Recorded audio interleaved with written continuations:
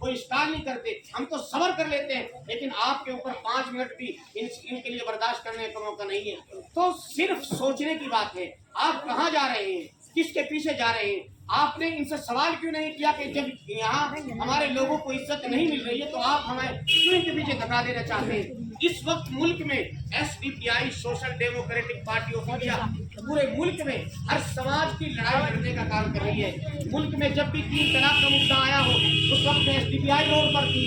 जब एनआरसी का मामला आया हो सबसे ज्यादा अगर जेलों में गए तो आज के नौजवान जेलों में गए थे। आज सीएए जब लागू हुआ तो सबसे पहले एसडीपीआई रोडों पर आई थी। उसने आकर के पूरे मुल्क में मेरे भाई सरकार के खिलाफ आवाज उठाई और ये कहा कि हम किसी सूरत में सीएए को कबूल नहीं करेंगे। सीएए का मतलब क्या है?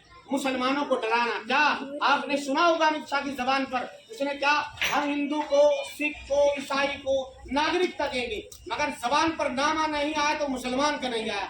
मतलब क्या है? मतलब है आपको डराना, आपको खौफजदा करना। मगर उसके बरखिलाफ हमारी एसडीपीआई के नौजवान सीएए कानून लागू होते ही फौरन रोडों पर उतर गए।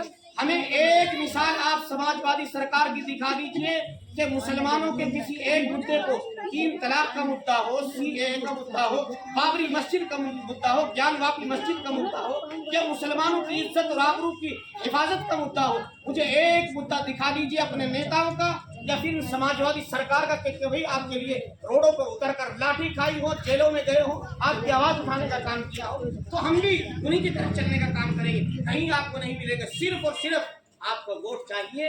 उसके बाद फिर आप कहीं जलील ख्वार होते फिरे, उनको इससे कुछ लेना देना नहीं है। इसलिए अब हम पूरे मुल्क में हर समाज की लड़ाई लड़ने का काम करेंगे इंशाअल्लाह उल अजीज। हम चाहते हैं मुल्क में वही गंगा जमनी तहजीब जो हमारे बड़े अब से पहले एक प्लेट में हिंदू मुसलमान सब के सब एक प्लेट में खा लिया करते थे, एक हुक्का पी लिया करते थे सब समाज के लोग बैठ करके।